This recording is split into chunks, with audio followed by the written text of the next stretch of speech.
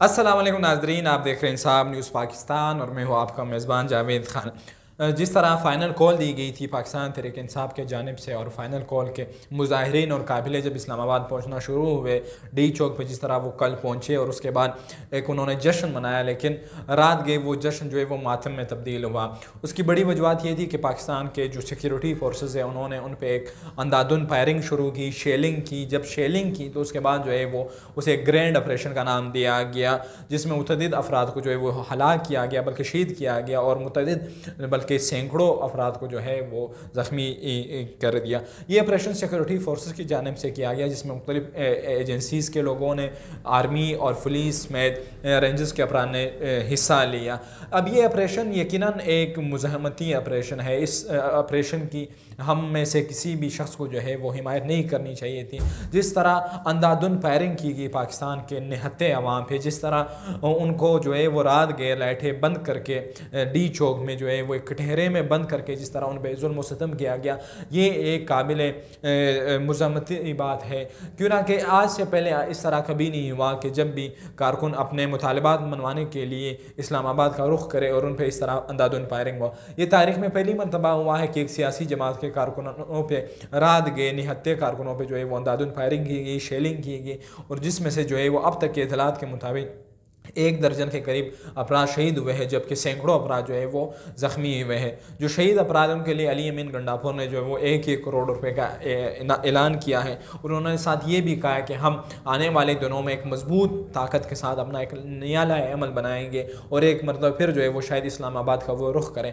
लेकिन अब तक के इतलात के मुताबिक जो जुल्म व सितम इस्लामाबाद में हुआ है, जिस तरह जो है उनकी गाड़ियों को जलाया गया, जो रात के ग्रैंड ऑपरेशन हुआ इस्लामाबाद में पाकिस्तान तहरीक इंसाफ के निहत्ते कारकुनों पर, यकीनन ये पाकिस्तान के उन सिक्योरिटी फोर्सेस के लिए एक सवालिया निशान है कि क्या वो इस तरह अपने अवाम पे जो है वो डायरेक्ट स्ट्रीट फायर करते हैं। क्या इस तरह जुल्म सितम आज से पहले किसी भी रियासत में हुआ है जिस तरह पाकिस्तान की रियासत में पाकिस्तान के हकूक़ के अलंबरदार सिक्योरिटी फोर्सेस जो है वो अपने निहत्ते अवाम पे करते हैं।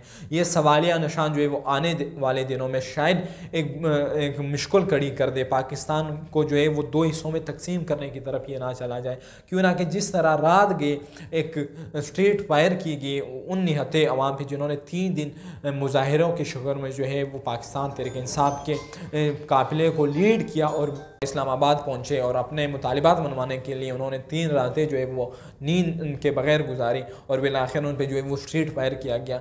ये एक सवालिया निशान है, और आने वाले दिनों में शायद ये पाकिस्तान के लिए और पाकिस्तान के अमन के लिए मज़ीद नुकसानदा साबित हो। और ये मुझ समेत हर शख्स आज इसकी मजम्मत कर रहे कि सिक्योरिटी फोर्सेस को और इस्टेब्लिशमेंट के आला हुकाम को ऐसा नहीं करना चाहिए था। उनका ये फ़ैसला पाकिस्तान के लिए नुकसानदा साबित हो सकता है। बिलाखिर डी चौक को जो है वो उन्होंने क्लियर कर तो दिया है, आवाम अपने घरों को लौट आई है, लेकिन अब देखते हैं कि आने वाले दिनों में क्या होता है। ये थी अब तक की अपडेट की, जिसमें जो है वो सैकड़ों अपराध ज़ख्मी हैं और 1 दर्जन के करीब अपराध को जो है वो हलाक कर दिया गया है, शहीद कर दिया गया है। और स्ट्रीट फायर तारीख में पहली मरतबा हुआ है कि डी चौक में जब भी मुजाहिरीन पहुँचे तो उनको जो है वो वहाँ पर फिर प्रोटोकॉल दिया जाता है, उनको इस्तकबाल किया जाता है कि खैर ये आए हैं तो अब इनको जो है वो यहाँ पर प्रोटेक्ट किया जाए, उनको सिक्योरिटी फराहम की जाती है। लेकिन बदकिस्मती से यहाँ पे इस मरतबा उन्होंने जुल्म का साथ दिया, और वो कहते हैं ना कि कुफर का निज़ाम चल सकता है, जुल्म का निज़ाम नहीं चल सकता। तो जब इस मरतबा इन्होंने ये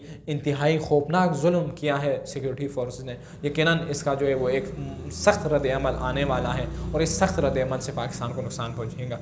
थैंक यू फॉर वॉचिंग। मिलते रहिए और मज़ीद इस तरह की वीडियोज़ हमारी देखते रहिए। अल्लाह हाफ़िज़।